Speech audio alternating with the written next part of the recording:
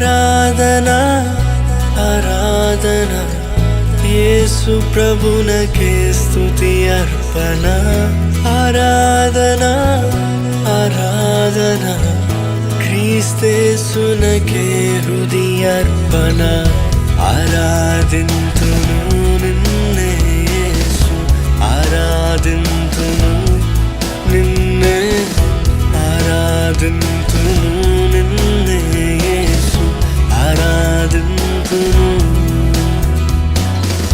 ఆరాధింతును నిన్నే యేసు, ఆరాధింతును నిన్నే, ఆరాధింతును నిన్నే యేసు, ఆరాధింతును.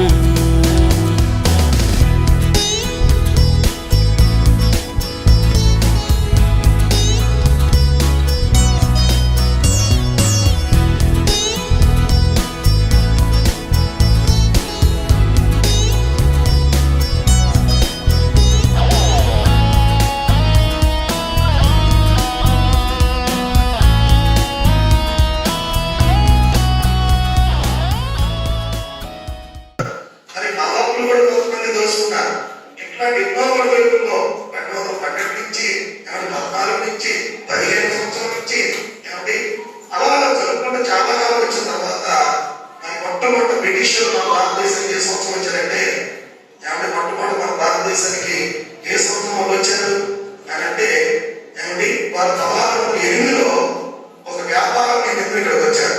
1608లో 1608లో వచ్చి సుమారు 300 సంవత్సరాలు మన భారతదేశంలో వాళ్ళు ఉంటారు. ఎన్నో సంవత్సరాలు భారతదేశంలో వాళ్ళకంటే ముందు గ్రీస్ దేశస్తులు వచ్చారు. గ్రీస్ దేశస్తులు వచ్చారు. వాళ్ళు మొట్టమొదట గ్రీస్ సంబంధించినటువంటి ఒక ఆయన సముద్ర ప్రయాణం జరుగుతున్నాడు. ఎవరు ఏ సంవత్సరం ఆయన 1499 అనుకుంటారు.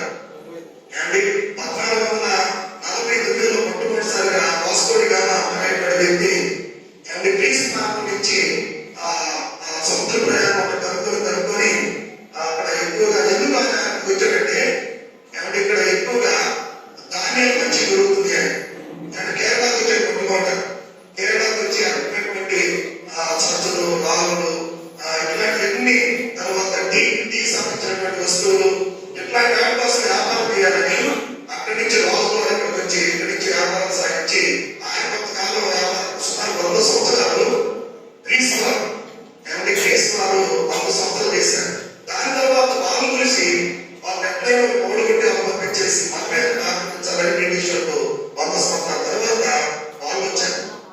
వాళ్ళు వచ్చి 1608లో ఇక్కడికి వచ్చారు. 1717లో మరి రాజులంతా డబ్బించి వసూలు చేస్తున్నారు. చివరిగా 18 సంవత్సరంలో మరి టిప్పు సుల్తాన్ అనేటువంటి వ్యక్తి, ఆయన ఒక ఆయన హైదరాబాద్, ఒక ఆయన బెంగళూరు, ఒక ఆయన, వీళ్ళు మాత్రం వెళ్ళారు. బెంగళూరులో టిప్పు సుల్తాన్ పరిశ్రమైనటువంటి మార్గం ఉంటాడు.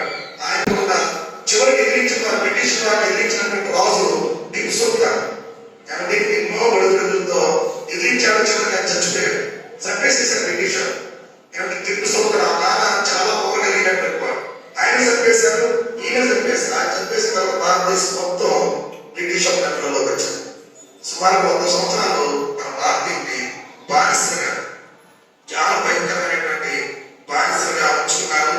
అటువంటి సమయంలో చట్టాలు ఆ పద్ధతి ప్రకారం చేశారు. అది వెళ్ళిపోతూ 1947లో మీ అందరూ తెలుసు మరి మన స్వాతంత్రం వచ్చింది. అయితే 47 నుంచి సుమారుగా 2 సంవత్సరాలు వాళ్ళ పద్ధతే సాగింది. ఆ పద్ధతే సాగిందంటే 1947లో స్వాతంత్రం వచ్చింది. 1950 వరకు అంటే 2 సంవత్సరాలు రాజ్యాంగం రాశారు. 2 సంవత్సరాల 2 సంవత్సరాల 11 నెలల 18 రోజులు. రాజ్యాంగం ఎన్ని రోజులు రాశారు అంటే 2 సంవత్సరాల 11 నెలల చదువుతున్న పిల్లలు చెప్పండి. 2 సంవత్సరాల 11 నెలల 18 రోజులు రాజ్యాంగాన్ని రాశారు. దానికి అధ్యక్షుడిగా మరి బాబు రాజేంద్ర ప్రసాద్ ఉన్నాడు. తర్వాత చైర్మన్ గా మరి డాక్టర్ అంబేద్కర్ గారు ఉన్నారు. వీళ్ళందరూ కలిసి ముసాయిద కమిటీగా ఏర్పడి చక్కగా 2 సంవత్సరాల 11 నెలల 18 రోజులు రాశారు. ఆ రాసే సమయంలో జార్జి అంటారు, ఏం పేరు రాజు పేరు, 6వ జార్జి అంటారు. 6వ జార్జి అనేటువంటి రాజు 1950 ఇక్కడే ఉన్నాడు. అంటే మన రాజ్యాన్ని మనందరం రాసుకొని ఏమంటే మన స్వతంత్రం దినోత్సవం జరిగేంత వరకు, గణతంత్రం జరిగేంత వరకు వాళ్ళు ఎక్కడే ఉండి వాళ్ళ పద్ధతినే సాగిస్తున్నారు. ఇంకొక ఆయన ఎవరున్నారంటే ఏమంటే ఇంకొక ఆయన మౌంట్ బాటన్ అనేటువంటి వ్యక్తి గవర్నర్ కూడా ఇక్కడే స్వప్నం నుంచి వెళ్ళిపోతాడు. అందుకని దాన్ని ఏమన్నారంటే పూర్తి సంపూర్ణ స్వాతంత్రం అని ఎప్పుడన్నారంటే 1950 జనవరి 26న రాజ్యాంగం రాసి స్థిరపరిచిన తర్వాత రాష్ట్రపతిని ఆ రోజు నియమించారు. ముందు ప్రధానమంత్రి కూడా తాత్కాలిక పెట్టారు కానీ రాష్ట్రపతి లేడు.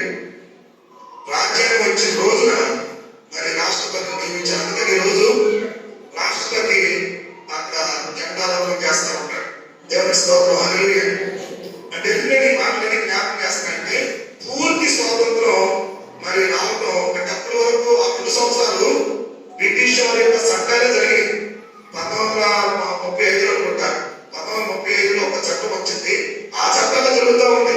ఎప్పటి వరకు స్వతంత్ర దినోత్సవం జరిగిన ఆగస్టు 15 జరిగిన మన భారతదేశానికి ఏమంటే ఆ 2.5 సంవత్సరం రాజ్యాంగం రాసేంత వరకు ఎవరు పరిపాలన జరుగుతుంది అంటే వాళ్ళ చట్టాలే జరుగుతుంది.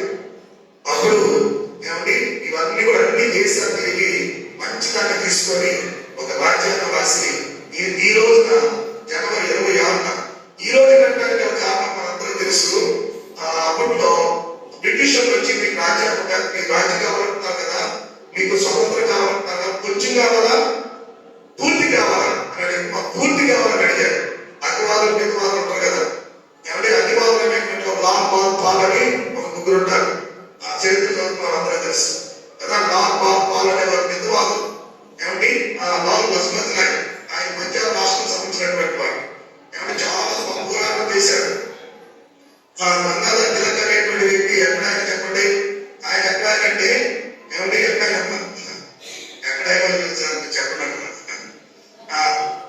గంగాధర్ తిలక్ అనేటువంటి వ్యక్తి మరి ఆయన చాలా ప్రభావం కలిగి చాలా ఉన్నతమైనటువంటి కలకత్తా అనేటువంటి ప్రాంతంలో ఆయన లేకపోతే పశ్చిమ బెంగాల్ అనేటువంటి స్థలం చాలా పోరాటాలు చేసి జైలు వెళ్ళి వాళ్ళు ఎటువంటి నక్సలైట్లా పోరాడారు అనమాట. అధికారులు వాళ్ళు లాల్ బాల్ పాల్ అంటే పూర్తిగా అందరూ ఎదురు తిరిగాడు. బిపిన్ చంద్రపాల్ అనేటువంటి వ్యక్తి కూడా పూర్తిగా ఎదురు తిరిగాడు ఆయన పరిస్థితుల ప్రాంతాలు.